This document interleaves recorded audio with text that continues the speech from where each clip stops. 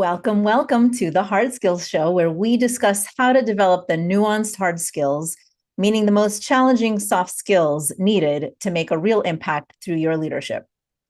Now, how do we navigate the fine line between being flexible and adaptable and being true to ourselves, from being influenced by others in order to grow to influencing others as leaders? How do we reconcile conflicts between these two states? That's what we'll be delving into today with Dr. Tamara S. Lin. And I just think this is a really beautiful way to close out our season 4's theme on navigating complexity. And also because having just learned that here in the US, where this is airing, Kamala Harris, a Black and Asian woman, just received the Democratic nomination to run for president. And you'll learn about all of these connections when we get started.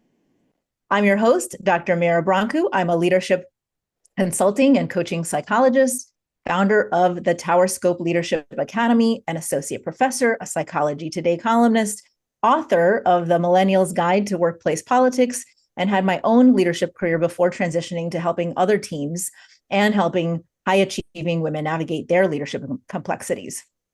Now, before I introduce you to our guest today, this is just another reminder that applications are now open for the fall 2024 cohort of our Tower Scope Leadership Academy. We did have a snafu with the application app, so we're actually extending applications through at least August 5th, possibly longer.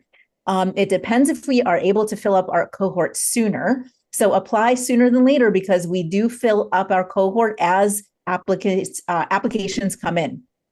Now, the TLA focuses on building a community of high-achieving, growth-minded leaders looking to expertly navigate today's complex workplace challenges within disrupted industries and make a greater impact. Who's right for this? Well, if you're experiencing a tension or misalignment between your expectations, organizational culture, values, or goals, this community is right for you. And this episode with Tammy is right for you too. If you have a desire to be more intentional, strategic, and effective on your leadership journey, or feel concerned about your leadership trajectory, the TLA offers a structured, research-backed learning community to take a reflective pause and get support for your next steps. You can learn more and apply at gotowerscope.com and click on Leadership Academy. Now, speaking of taking a reflective pause, this is a great time to introduce you to our guest today. Dr. Tamara S. Lin is a psychologist who served in leadership roles within federal corrections, ultimately serving as one of the few women and even one of the fewer psychologists in the role of warden for the Federal Bureau of Prisons. As a warden during the pandemic, Dr. Lin developed deep insights into crisis management, how to foster psychological safety, and how to model mindfulness and emotional intelligence. She is also the founder of High Ready Coaching and Consulting, supporting leaders in high-stakes, high-impact careers, including law enforcement, healthcare, and higher education. Dr. Lin holds master's and doctoral degrees in psychology from the University of Michigan, graduating with honors from Harvard, is board certified in organizational and business consulting psychology, and certified by the International Coaching Federation. Dr. Lin says I can call her Tammy, so welcome and great to have you on the show, Tammy. So happy to be with you. I'm honored to be part of the program. Thank you for having me. Yeah, absolutely. Absolutely. So let's start with your unique leadership career trajectory and identity, because you're someone who planned to go into marriage and family therapy, and you ended up as a warden for the Federal Bureau of Prisons. How did that happen? Well, I tell students all the time to be really open to trying new things, because my path was one where I took stock of my strengths and was able to pivot when I needed to. So, for example, I started training in marriage and family therapy. I pretty quickly realized that I was not very good with young kids. I was the grown-up who it didn't really play well. And I thought, I need to rethink this. Child and family may not serve me or them. And while I was trying to figure that out, I took a part-time job doing psychological assessments for the juvenile court in Detroit, near where I went to graduate school. So I would go to juvenile detention centers and I would meet with kids and I would do my assessments and make recommendations to the judges about what services and supports they would need. But I found that when I would turn in my reports and I would hand over my recommendations, I knew nothing about what happened to these kids and it felt very unresolved. Mm. So it occurred to me that if I were working inside those facilities, I would be involved from beginning to end and have a part in that entire process. Yeah. So I actually switched my training. I extended school for a year and I trained in a psychiatric prison in the state of Michigan. Found that I loved it. I loved the variety of the work. I felt really useful and just got terrific training. And that was the start of my career in corrections. It was realizing that I wasn't going to be very good at the first thing that I tried, but that I could find something else that I really loved. Yeah, and I could really relate to that because um so the flip for me is I did start out working with kids. I was a school counselor before I was a clinical psychologist. And I did that because I knew I was good with kids. I knew I enjoyed counseling. And I thought, okay, well, that makes sense, school counselor, right? What I didn't realize was that just because you work with the children within a setting does not mean that those are the only people you're working with. As you know, it's a system, right?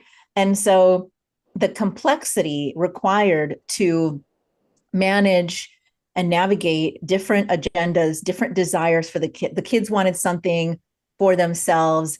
They wanted some level of privacy. The parents, though, and the teachers needed some level of insight and information from me. Navigating that confidentiality was difficult. And the entire experience made me realize that even if I was good at something, it doesn't necessarily mean it's the right career for me. And I think sort of that combination of taking stock of your strengths like you did, and also realizing just because you're good at something doesn't mean it's like the right path in that way helps you sort of continue to hone like what is the right system, the right type of organization, the right thing to do that all combines to fit kind of where you might land, right? Yes, yes, yes. And I'm grateful that I stayed curious even after I was set on the correctional psychology path, because once I was in that system, I became so interested in all of the other things that go into keeping a facility running. Mm. How do you keep people safe? How do you keep the lights on? How do you interact with the community? How do you build teams and motivate people in a really, really difficult job, right? So there were other opportunities once I became a correctional psychologist that led me into the executive path and ultimately to warden. Yeah. And that is a very unique thing about you, too. There's a lot of unique things about you, but that, you know, not everybody like leans into, gosh, I'm really interested in the operational infrastructure of this building and how it runs. You leaned into that, which is unusual for a psychologist to do, which helped you really set yourself up well for a leadership role where you do need to be thinking about those kinds of things, not just one lane of effort, not just your technical expertise, right? But like the entire breadth of what it takes to run a facility. Yes, yes. And that especially came in handy once I was leading those teams. And I really had to be sure to understand the work that they were doing, not only to be able to evaluate it, but also to be able to support it and to understand what some of the barriers were Yeah, for yeah. them. Now let's take a step back for a second. For those who don't know, what is correctional psychology? What is a warden? And what do they do within the federal level of the Bureau of Prisons? Sure, sure. So, correctional psychology is psychology in a correctional institution. It may be for young offenders, it may be for adults, it may be for short term stays, it may be for longer term, it may be working with chronically and severely mentally ill people, typically who have not received services prior to being incarcerated, and they had gone undiagnosed typically for a very long period of time. So they need a lot of support once they're in. Sometimes there are just situational circumstances that require psychological support. And we also do some educational testing and also a lot of risk management. So assessing for risk of self-harm or risk of harm to other people. But ultimately, what we're doing is, and how I was able to prove my value to people who were not psychologists in that system, was to do our best to keep people stable and therefore keep the environment safe, right? Because a psychologically stable person is going to be less of a risk to someone else. Mm-hmm, A mm-hmm. warden is Yeah, basically warden. the CEO of an institution. So the warden is responsible for everything from safety and security and healthcare services, mental health services, but also budgeting and policy development and human resources functions like discipline, which was probably one of the least favorite things I had to do. But you really are overseeing the teams that are contributing to a safe institution. And then you're also communicating with the community that the institution is in, and you're interacting with other leadership in the agency who have their own directives and priorities as well. That In the sounds Bureau of incredibly Prisons, complex. yeah, Yeah. there were a lot of us wardens. There were, at the time that I left, 122 facilities, each with a warden who was responsible for their own staff and their own facility. Mm-hmm. Mm-hmm. And yeah, and so, and then the federal level, how might that differ from a state level? Well, there are different categories of crime that are handled at the federal or the state level. Um, there is the potential for someone to be placed out of the state where they were charged and adjudicated. So sometimes the geographic area that somebody will be placed in will widen. It's a very complex system, but it's also one that has a lot of resources. And I was grateful. I actually began my training in a state prison and joined the Bureau of Prisons later. And you really do have access to more people and resources in order to meet everyone's needs. Mm-hmm. Yeah. And so, first of all, this is so interesting because I don't think a lot of people realize just how many psychologists work in prison systems, right? And for the very reasons that you described. And when you picture warden of a prison, right? And especially of a federal prison, they probably don't picture a woman. They certainly would not picture a psychologist, right? And knowing a little bit about you, Tammy, they certainly probably don't picture a seemingly mild mannered, emotionally intelligent person like you. So when we come back from the ad break, I'd love to dig in like, why might your combined set of unexpected attributes and training be important to understanding the needs of this population and serving in that kind of leadership role?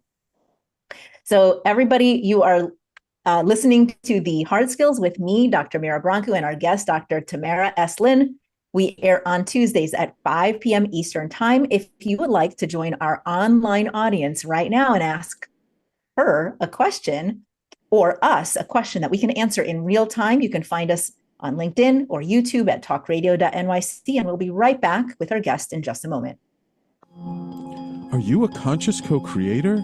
Are you on a quest to raise your vibration and your consciousness? I'm Sam Leibowitz, your conscious consultant, and on my show, The Conscious Consultant Hour, Awakening Humanity, we will touch upon all these topics and more. Listen live at our new time on Thursdays at 12 noon Eastern Time. That's The Conscious Consultant Hour, Awakening Humanity, Thursdays 12 noon on talkradio.nyc. Are you a high-achieving, growth-oriented leader? Are you interested in developing your authentic leadership while creating a healthy, inclusive workplace? Hi, I'm Dr. Mira Broncu, host of The Hard Skills on talkradio.nyc at 5 p.m. Eastern on Tuesdays, where we discuss how leaders develop the hard skills needed to make a greater impact. We interview experts, have live coaching, and tackle these challenges. Listen to The Hard Skills on Tuesday at 5 p.m. Eastern on talkradio.nyc. Are you a business owner? Do you want to be a business owner? Do you work with business owners? Hi, I'm Stephen Fry, your small and medium-sized business or SMB guy, and I'm the host of the new show, Always Friday. While I love to have fun on my show, we take those Friday feelings of freedom and clarity to discuss popular topics on the minds of SMBs today. Please join me and my various special guests on Friday at 11 a.m. on talkradio.nyc. You're listening to Talk Radio NYC. Uplift, educate, empower.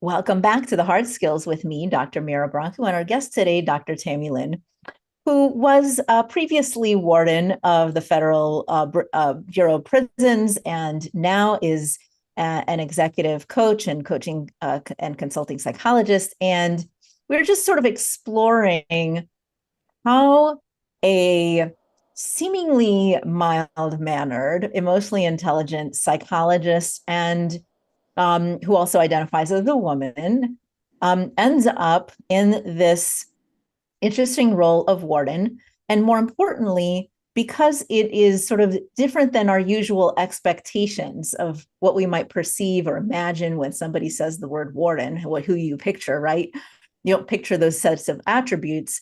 I'm curious, from your perspective, why might these combined sets of attributes be important and your training be important to understanding the needs of the population and sort of what you bring what you brought to the role?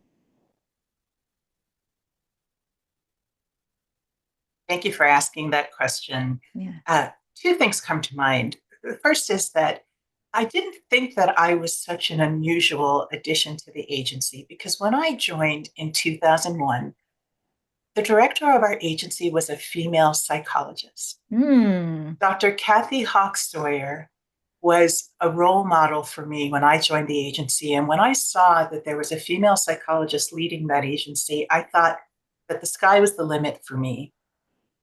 It turned out that that was really quite unusual. And the agency did turn out to be much more conventional and traditional and male-oriented than I had believed. But that modeling was really important for me when I was first starting out. I saw what I could become.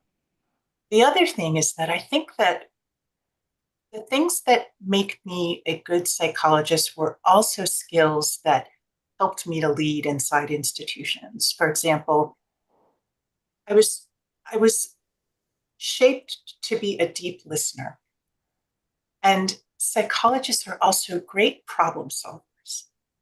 They are really good at scanning the environment, collecting information, and coming to a decision in a really efficient and thoughtful way. Psychologists also really have a lot of faith in the potential for people to change and improve, and for situations to improve as well. So there's a certain kind of hopefulness and positivity that I think a psychologist brings to the role that is just part of our constitution and is easier for us to tap than perhaps other people. We're also trained to think about things like, how do people learn best? How do you keep people motivated? Those sorts of things are all part of leadership, and especially in a demanding or a stressful environment. Those are great. I haven't um, fully thought about all of those characteristics as a part of my training. And you're right. Yeah. I mean, I think we get a lot more of that in our training for sure.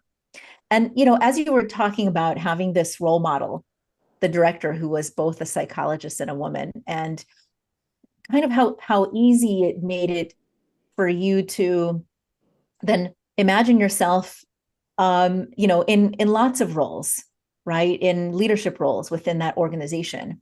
Um, as a woman who served yourself now in a high level leadership role within federal government sector, who I also suspect might not have seen a Black and Asian woman in a high federal government role until now. I'm wondering, you know, would you be sort of open to exploring Kamala Harris's nomination? Like, how are you sort of making sense of this in terms of your experience, in terms of seeing her in that position, um, as you're thinking even about your own sort of next steps of influence, as well as kind of what you might be offering to others as a mentor, as somebody that people look up to as well?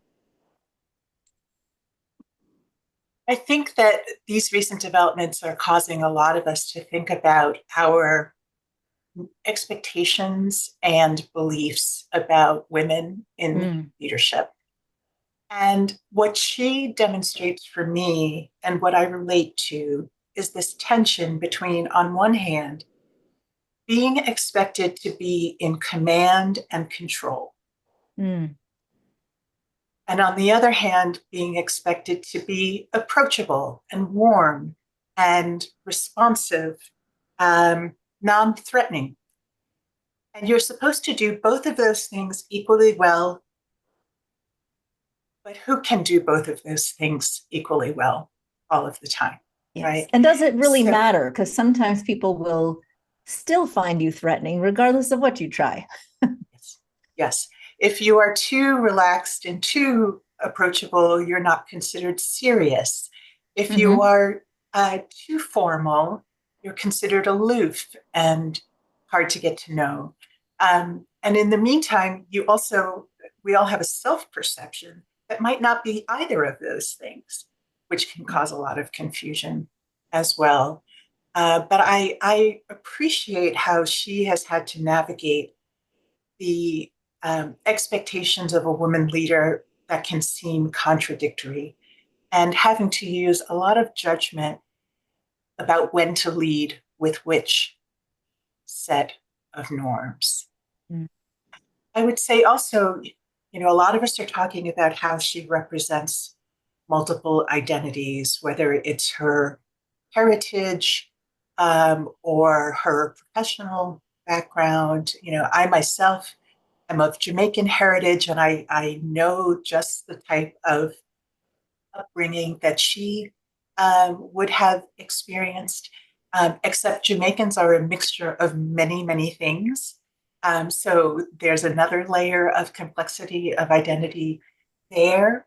She has a history of being a prosecutor, but there are lots of strong feelings about whether African Americans should be participating in the justice system. I know I experienced Mm. that myself. There were some people who were very pleased to see me in a leadership role because I represented something to them about the influence and um, the authority of a Black woman in that space. It was meaningful to some people, and there were other people who were very suspicious of that Mm. and who did not accept that. So uh, she is an example of someone who's carrying a lot of people's projections onto her.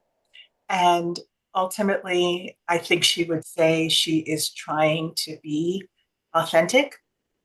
But the rest of us have to give her some grace that what we're seeing is really who she is. And it's going to be complex.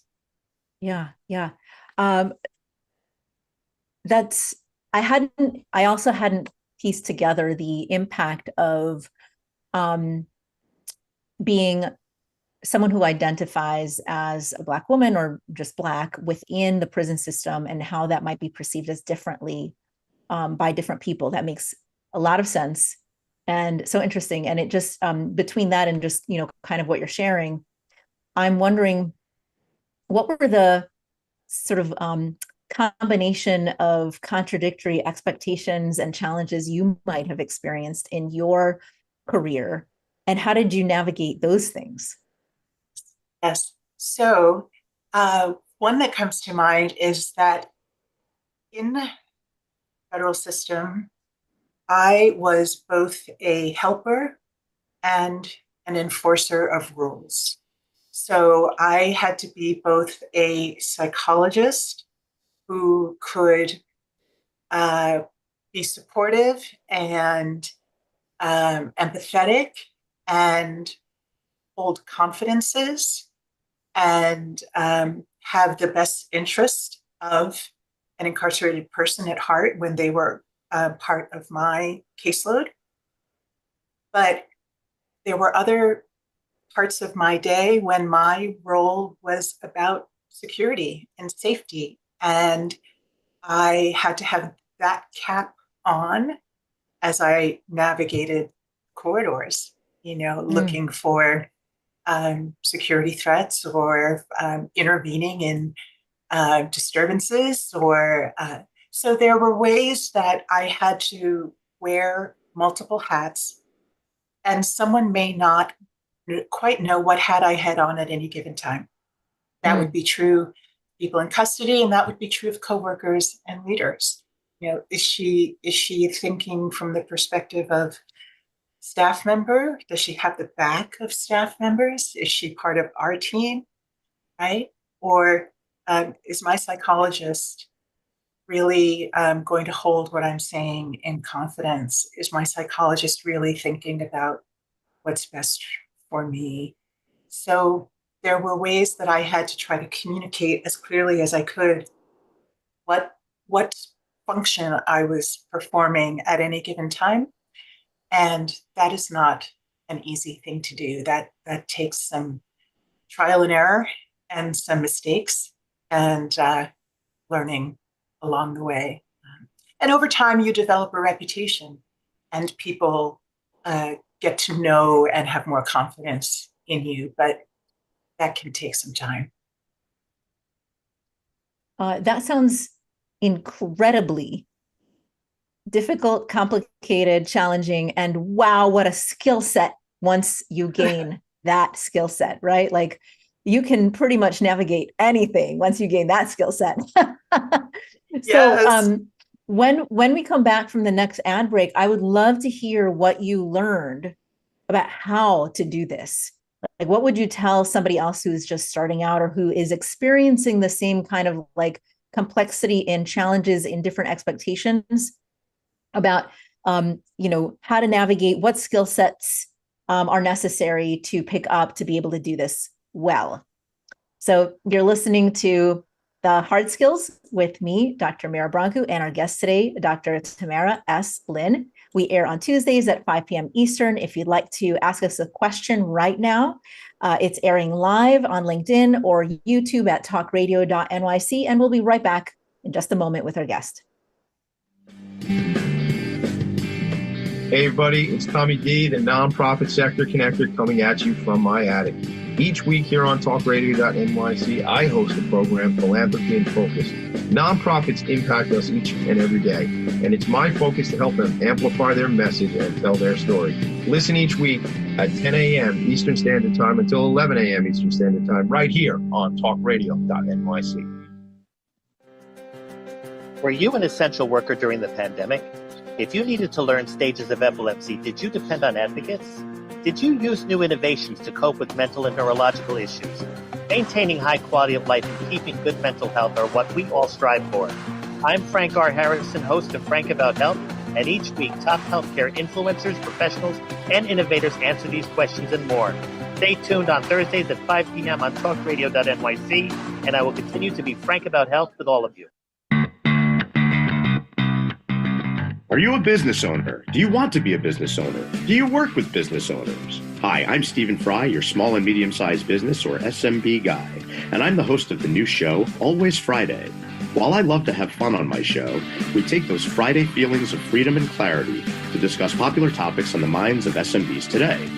Please join me and my various special guests on Friday at 11 a.m. on talkradio.nyc. You're listening to Talk Radio NYC at www.talkradio.nyc. Now broadcasting 24 hours a day.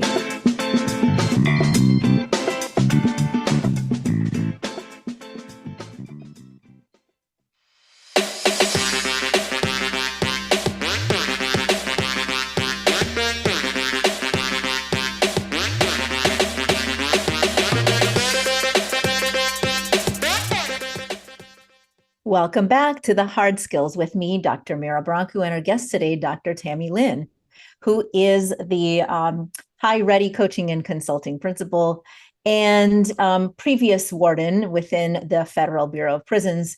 And we were just talking about balancing a variety of paradoxes and expectations of your roles.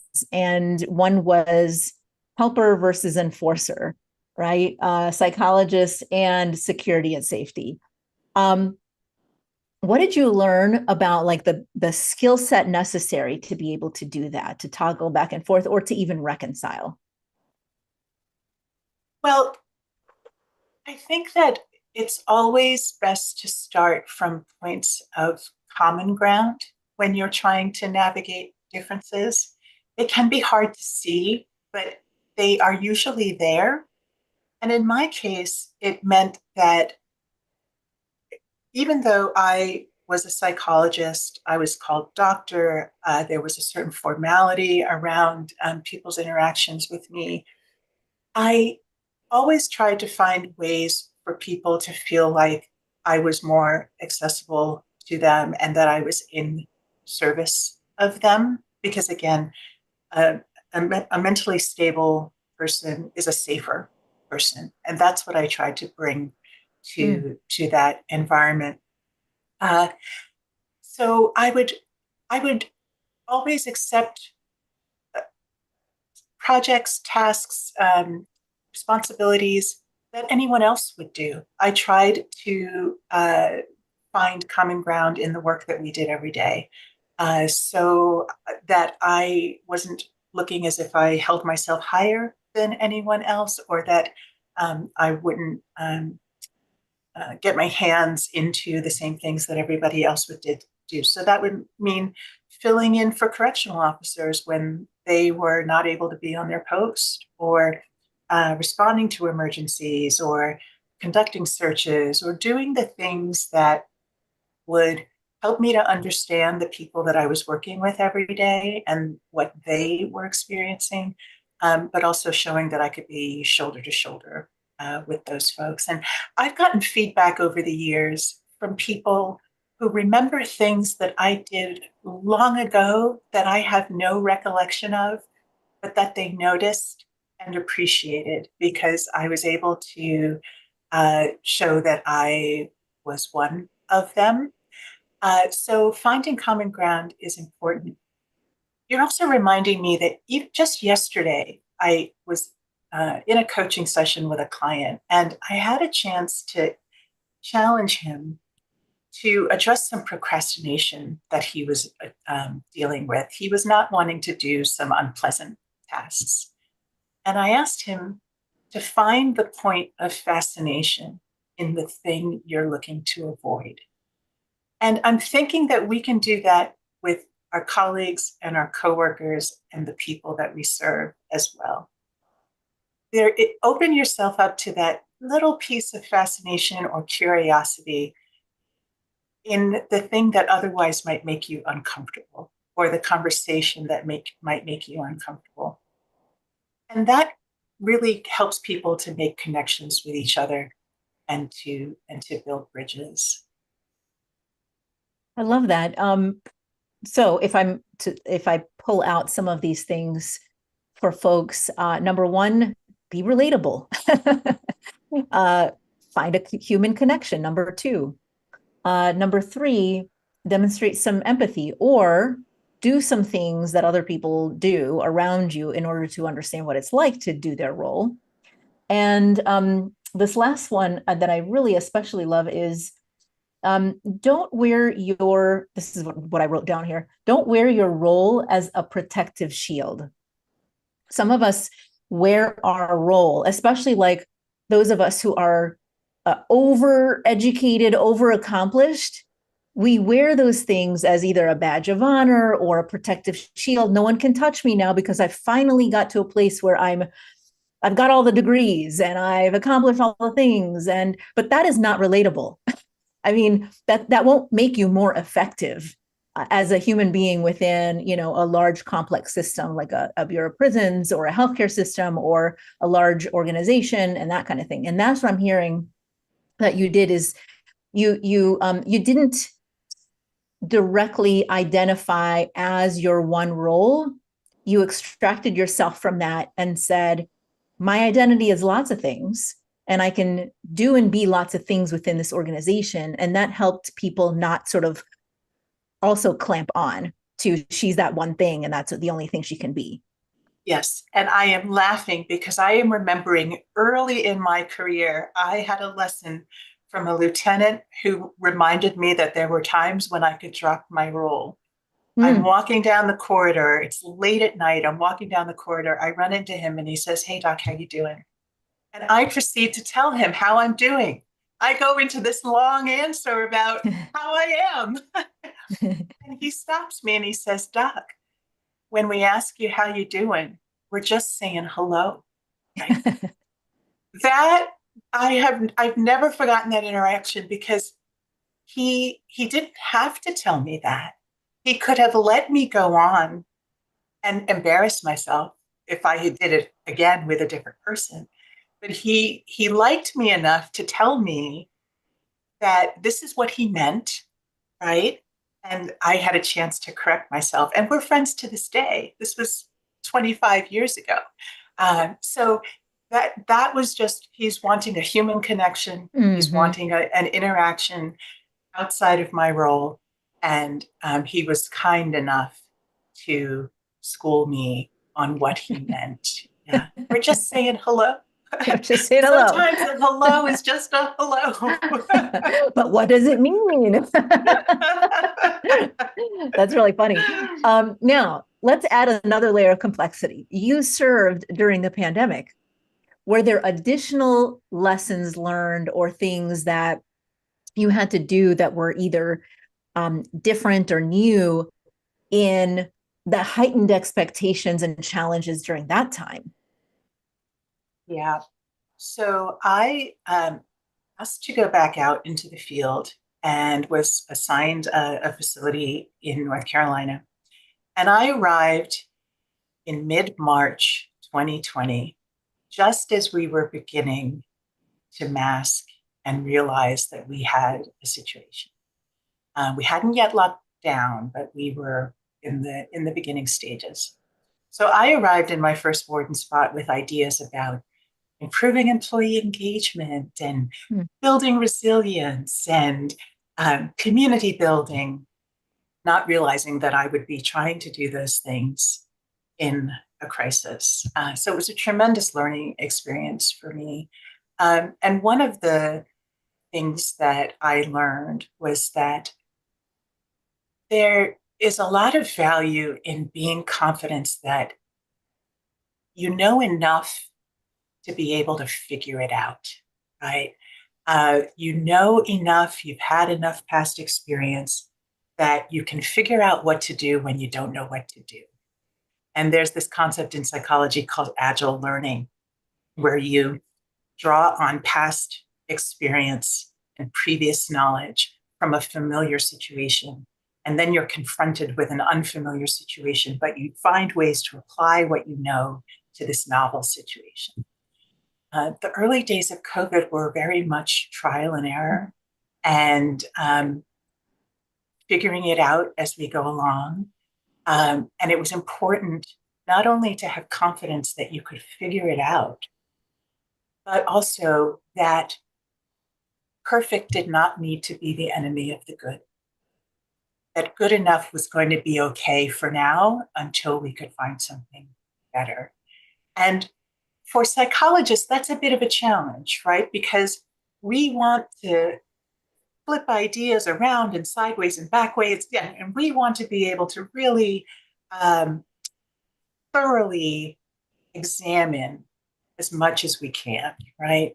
But in this situation, I had to learn to recognize when I had enough information or enough resources to act and not find myself in, analysis paralysis, waiting for just the extra bit of information that might help me to make my decision. So it helped me to develop more confidence in my decision-making abilities and being more confident that I knew enough to get started and that we could figure it out as we went along. It was important as well for me to accept, and this was a little bit difficult for me because I'm generally not looking for attention. I generally will forget that people are looking to me and noticing what I'm doing, right? So I sometimes need reminders that even in my smallest interactions, I'm modeling something. And in this scenario, I was trying to be intentional about modeling self-care, resilience, uh, mindfulness, gratitude, things that helped me to get through the pandemic. I wanted to give other people permission to do as well. And I think being a psychologist in that role at that time was exactly where I needed to be. I will not say that I was perfect at it. We all had our stressors during that time and had those days when our capacity to cope was really tested. But I wanted to expose other people to these concepts, give them opportunities to practice it, give them information, and encourage people to do so. Yeah, I think what I also appreciate about what you said, reading between the lines a little bit here, is that in order to lean into this idea of agile leadership, which is drawing on the past and being okay with not being perfect and good enough is good enough and trying things out, requires a certain level of both curiosity to see what happens, non-perfectionism, and embracing change as like, an opportunity, like a positive challenge, like where might we be able to go with this, right? Instead of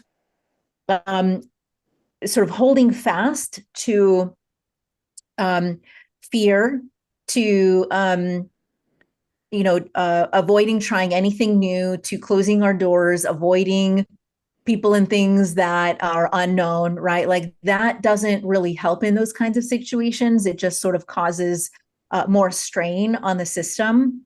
And so you had kind of a natural kind of, I guess, inclination to lean into those kinds of things.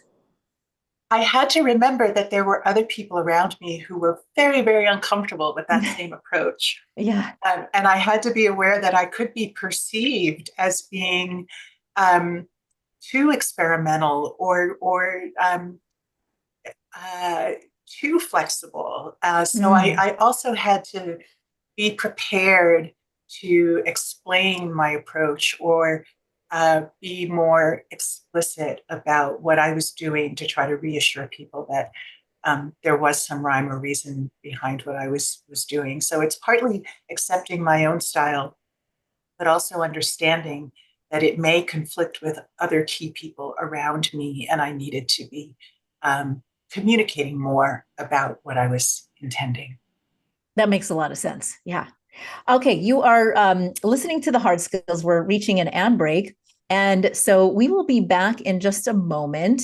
And when we do, let's start pulling all of this together for how people can apply some of these interesting skills and concepts to whatever leadership role or journey that they're on. about managing the complexities, but also the sort of expectations and paradoxes that you might face. We'll be right back in just a moment with our guest. Are you a high-achieving, growth-oriented leader? Are you interested in developing your authentic leadership while creating a healthy, inclusive workplace? Hi, I'm Dr. Mira Brancu, host of The Hard Skills on talkradio.nyc at 5 p.m. Eastern on Tuesdays, where we discuss how leaders develop the hard skills needed to make a greater impact. We interview experts, have live coaching, and tackle these challenges. Listen to The Hard Skills on Tuesday at 5 p.m. Eastern on talkradio.nyc. Hey everybody, it's Tommy D, the nonprofit sector connector, coming at you from my attic. Each week here on talkradio.nyc, I host the program Philanthropy in Focus. Nonprofits impact us each and every day, and it's my focus to help them amplify their message and tell their story. Listen each week at 10 a.m. Eastern Standard Time until 11 a.m. Eastern Standard Time, right here on talkradio.nyc. Are you a conscious co-creator? Are you on a quest to raise your vibration and your consciousness?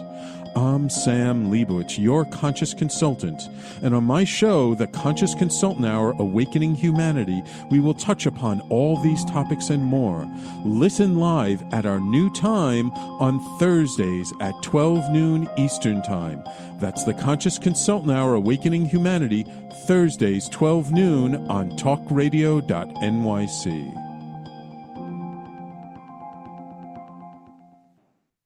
You're listening to Talk Radio NYC at www.talkradio.nyc. Now broadcasting 24 hours a day.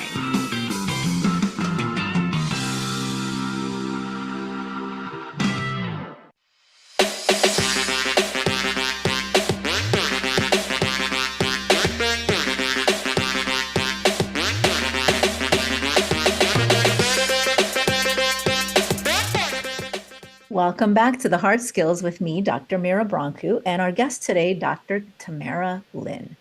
So, Tammy, I've been thinking through a sort of complicated question here for you.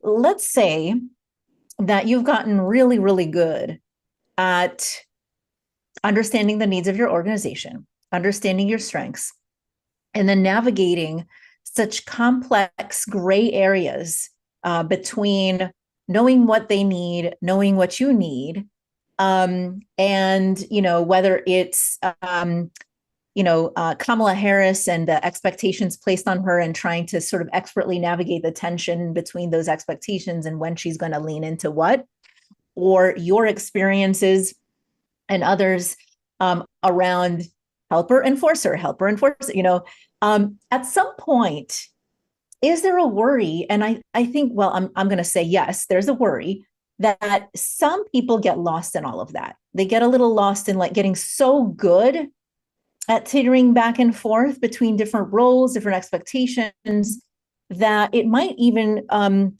lead them to wonder, like, is this what I want for myself after all? Even though I'm really good at this, maybe they start feeling like, do I want to get back to my roots, or back to something that's more sort of feels like a little bit more dialed up me and dialed less on the organization needs and that kind of thing. I know you and I both kind of got into this space, moving from leadership roles back to more of a sort of technical kind of, or closer to the roots of where we started. Any thoughts on how do you make those decisions? How do you start sort of continuing to dial up, dial down, hone in, hone out, make those like complex decisions when you're starting to wonder about those complexities? Mm-hmm. There are two thoughts that come to my mind, and you're helping me to recall a transition that I made for myself. You used the word misalignment in the opener when you were talking about Tower Scope, and I had my own period of really significant misalignment between what I thought was important and what I wanted to contribute, and what I thought my strengths were, and what my role called for at the time. There was this tension, there was this disease, but I couldn't put my finger on what the tension was without some really important exploration of what those values and priorities were for me. And I was able to create a different path for myself once I realized where I was a better fit. And that was working directly with staff and inmates in the field, as opposed to what many people thought was a very cushy administrative job in Washington, D.C., that called for political savvy that I did not possess and that I did not enjoy, and that really kept me from being as effective in the role as I could be, right? So I know that not everybody can create a different path for themselves, but in my case, it took me swallowing hard and asking my leadership for a reassignment. And you're right, it gets at our professional identity, it gets at ego, it gets at here I thought I had the brass ring, and do I want to give it up? Yes, I do, because I'm very unhappy and I feel like I can be more impactful in a different role. So in my case, it was asking for a change, and I was able to get one. For those folks who may not feel ready to ask for that or don't have that opportunity, and I realize it's a privilege to be able to do so. One other thing I did was that I found professional networks and outlets outside of my organizational role that helped me to explore and satisfy some interests that I wasn't able to explore and satisfy in my current role, right? So it's important to remember that we are not only our day job, but that we have intellectual interests, professional interests that other people share. And it's a matter of trying to find them and to connect with people who have similar interests and goals. That I think can at least balance some of the tension that people might be experiencing when they're not sure if they're fitting into their current role. Sometimes, though, it's a matter of trying to find a better fit somewhere else. I know that I had my own opportunity for coaching at a point in my career where I was not feeling as effective as I needed to be.